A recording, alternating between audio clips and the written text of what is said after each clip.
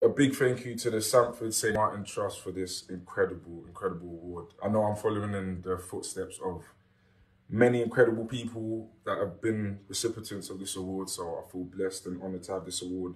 It's a strange one getting this award. It's a beautiful thing, but God's always been a very integral part of my life from I was a kid, from when my mum used to take me to church, and then when I started growing up, and then I got to know him for myself.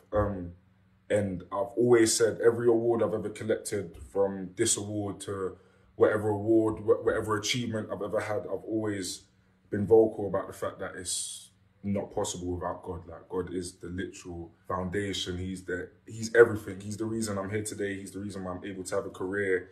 And it's always a funny thing being in the public eye, because it becomes this thing where the believers, we know that someone like myself, I'm very blessed and very highly favored, and this is all down to him. But a lot of the time, I get non-believers saying, don't thank God, like this wasn't God, like this was all you. And I know this wasn't all me, this was all God. And I thought I was seal off winning this award just by telling you something that happened at my Glastonbury performance, where the sound absolutely blew, my pack blew, my in-ears blew, and it was an absolute nightmare. So as much as it looked like a spectacle, I was on there going through an absolute nightmare. I thought it was the worst thing I'd ever done. It felt like my career was all going to be over. It felt like I'd absolutely fumbled everything, like on the biggest stage of my career.